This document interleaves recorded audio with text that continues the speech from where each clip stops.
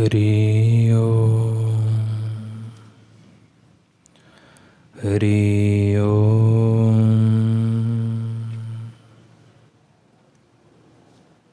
हरि ओम। ओम श्री सद्गुरु परमात्मने नमः। श्री योग वशिष्ठ महारामायण। वशिष्ठ जी बोले, हे राम जी, जब संसार से वैराग्य होता है तब संतों की संगति होती है, फिर शास्त्र सुनता है, तब संपूर्ण जगत नीरस हो जाता है।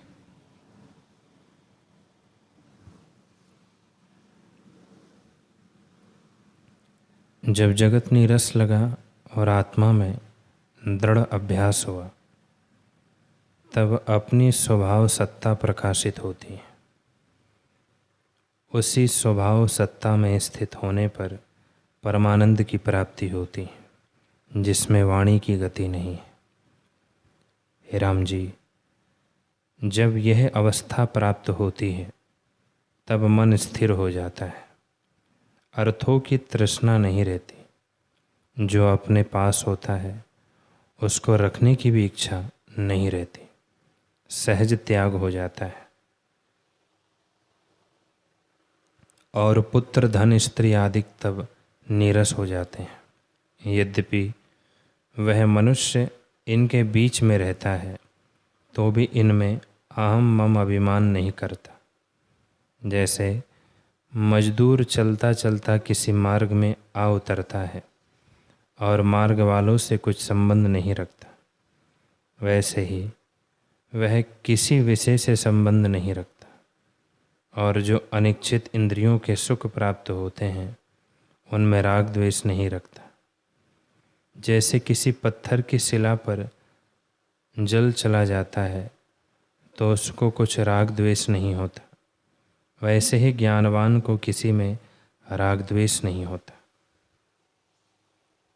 हे राम जी, उसके शरीर की यह स्वाभाविक अवस्था हो जाती है कि वह एकांत को चाहता है और वन और कंदरा में रहने की इच्छा करता है।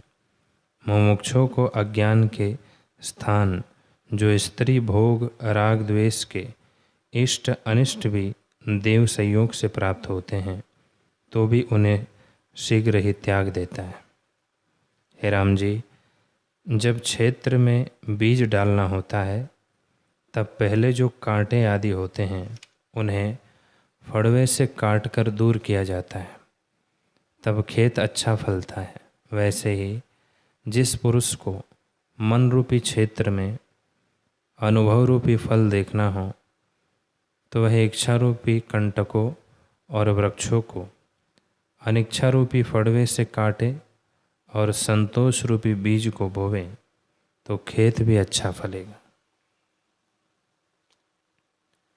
हे राम जी, जब अनुभव रूपी फल प्राप्त होता है तब मनुष्य सूक्ष्म से सूक्ष्म और स्थूल से भी स्थूल हो जाता है और सब में आत्मा को देखता है। हे राम जी, जब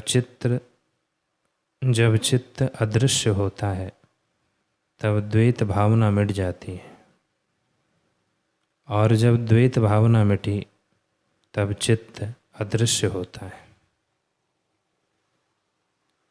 उस चित्त को जो उपशम का सुख होता है वह वाणी से कहा नहीं जा सकता, उसका नाम निर्वाण पद है। जब मनुष्य ईश्वर की भक्ति करता है और दिन रात्रि चिरकाल तक भक्ति करता रहता है, तब ईश्वर प्रसन्न होते हैं और निर्वाण पद की प्राप्ति होती है।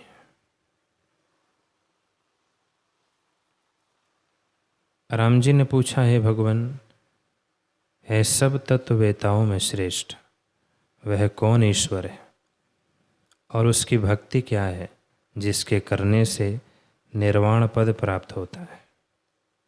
वशिष्ठ जी बोले, हे राम जी, वह ईश्वर दूर नहीं, उसमें भेद भी कुछ नहीं और वह दुर्लभ भी नहीं, क्योंकि वह अनुभव स्वरूप ज्योति और परम बोध स्वरूप है। सब जिसके वश है, जो सब है और जिससे सब है, वो सर्वात्मा को मेरा नमस्कार है।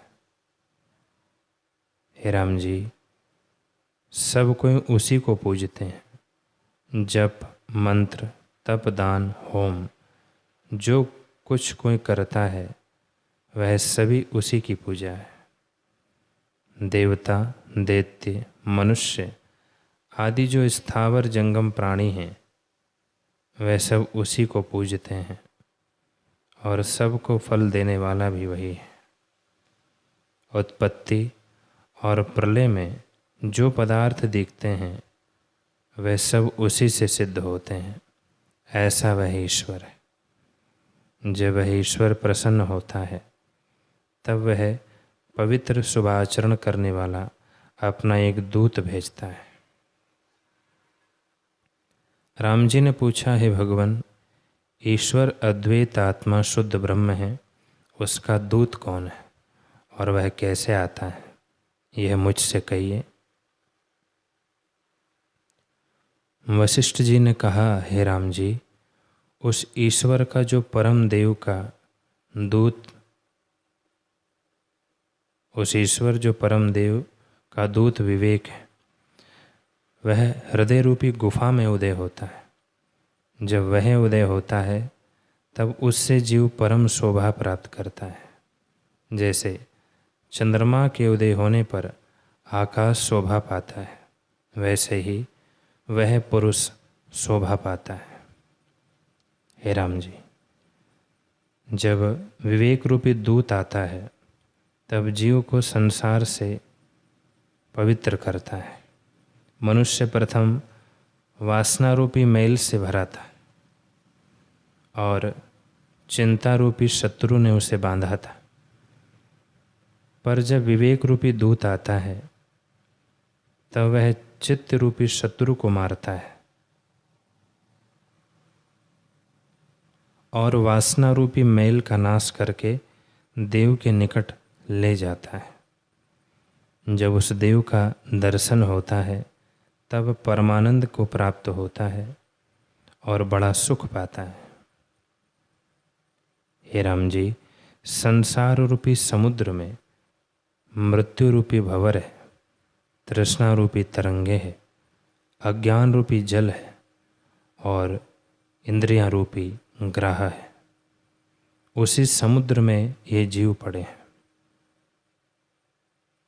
हे राम जी, जब विवेक रूपी नौका अकस्मात प्राप्त होती है तब वे संसार समुद्र से पार होते हैं। हे राम जी, जीव प्रमाद से ही जड़ता को प्राप्त हुए हैं। जैसे जल शीतलता से ओला कहलाता है, वैसे ही प्रमाद से आत्मा जीव संज्ञा पाता है और वासना से ढक जाता है। पर जब अंतर्मुख होता है तब उस देव के सम्मुख होता है और वह देव प्रसन्न होता है। उसके सहस्त्र शीश, सहस्त्र पाद, सहस्त्र भुजा, सहस्त्र नेत्र और सहस्त्र कर्ण है।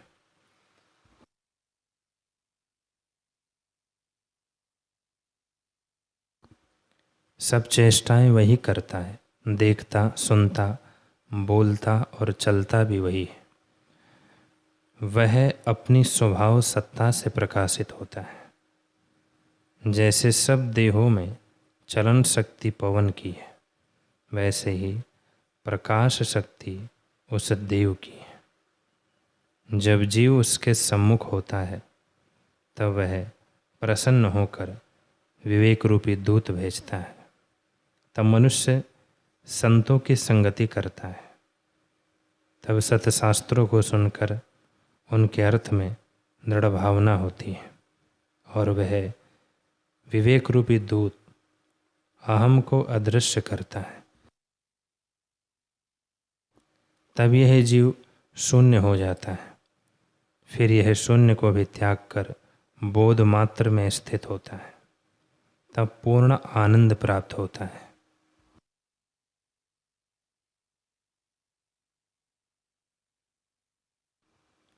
हे राम जी, जीव आनंद स्वरूप है और यह विश्व अपना रूप है, परंतु अज्ञान से भिन्न प्रतीत होता है।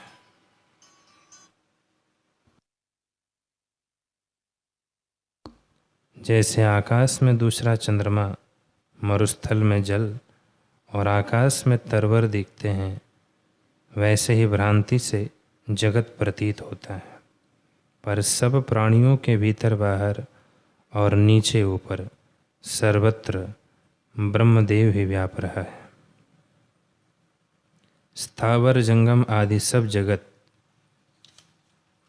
उसी आत्म तत्व के आश्रय से फुरता है।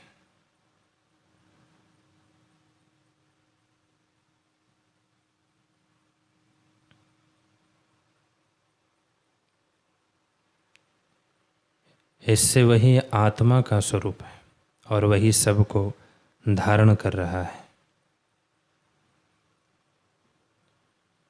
वही ईश्वर ब्रह्म है, गंभीर साक्षी आत्मा, ओमकार, प्रणव सब उसी के नाम है। जब उस ईश्वर की कृपा होती है तब जीव अंतर्मुख होकर निर्मल होता है। हे राम जी, जब हृदय शुद्ध होता है तब आत्मपद की ओर भावना होती है कि सब आत्मा ही है। यह भावना ही भक्ति है। तब ईश्वर वह कृपा करके विवेक रूपी दूत भेजता है। हे राम जी, जब विवेक दृढ़ होता है तब जीव उस परम पद को प्राप्त होता है जो चैत्य से रहित चैतन्य घन है। तब चैत्य का संबंध टूट जाता है। जब चैतन्य का संबंध टूटा तब विश्व का क्षय हो जाता है। जब विश्व का क्षय हुआ तब वासना भी नहीं रहती।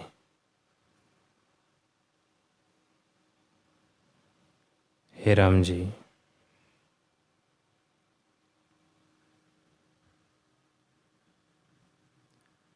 यह जगत भी संकल्प के फुरने से है।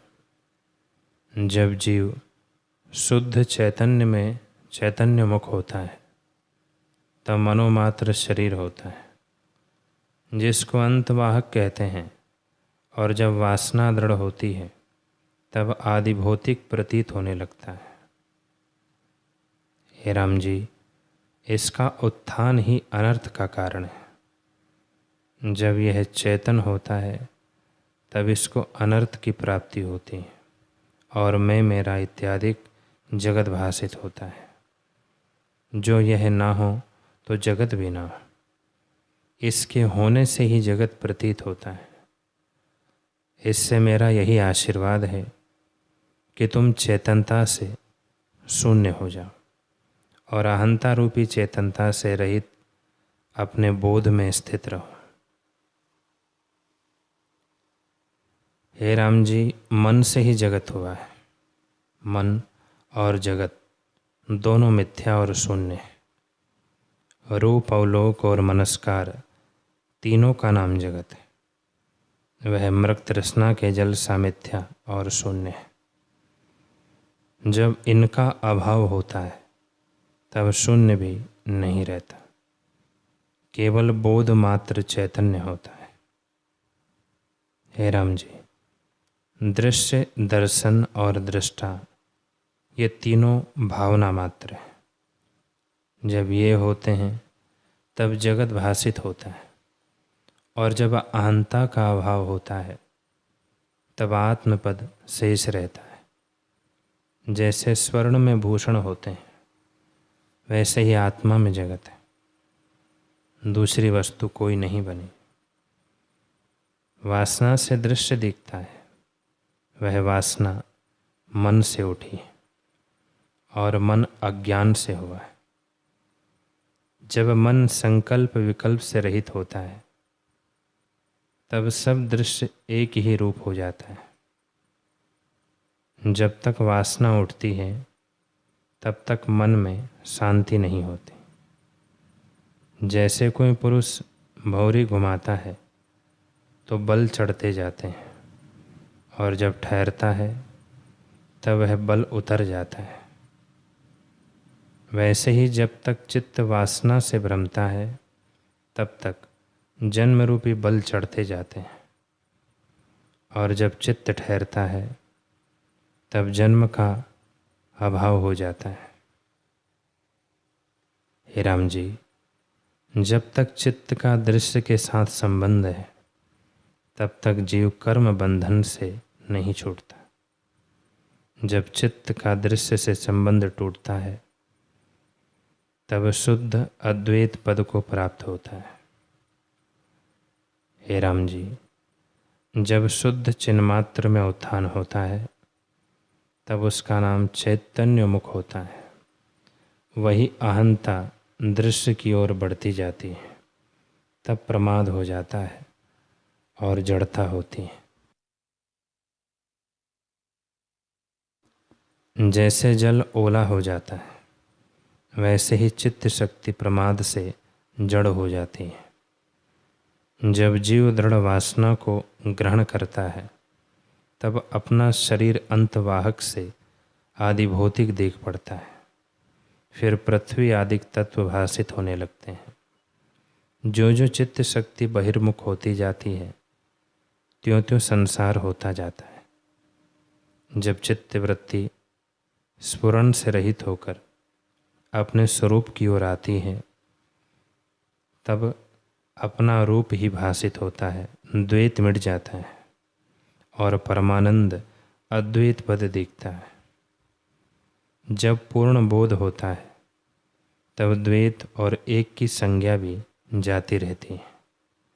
केवल आत्म तत्व मात्र शुद्ध चैतन्य रहता है। तब ईश्वर से एकता होती है और जगत की प्रतीति जाती रहती है। जब उस पद की प्राप्ति होती है तब दृश्य का अभाव हो जाता है, क्योंकि जगत भावना मात्र है। जैसे भविष्य काल का वृक्ष आकाश में हो वैसे ही ये जगत है, क्योंकि इसका अत्यंत अभाव है। कुछ बना नहीं, भ्रांति से भासित होता है। हे राम जी, मेरे वचनों का अनुभव तब होगा जब स्वरूप का ज्ञान होगा और तभी ये वचन हृदय में स्थान पावेंगे। जैसे कथा वाले के हृदय में कथा के अर्थ आते हैं वैसे ही मेरे ये वचन तुम्हारे मन में स्थान पावेंगे।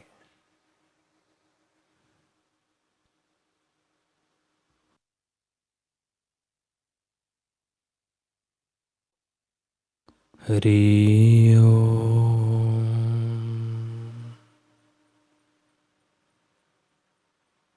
हरि ओम। ओम पूर्णमदः पूर्णमिदं पूर्णात् पूर्णमुदच्यते पूर्णस्य पूर्णमादाय पूर्णमेवावशिष्यते। ओम शांति शांति शांति। श्री सद्गुरुदेव भगवान की जय।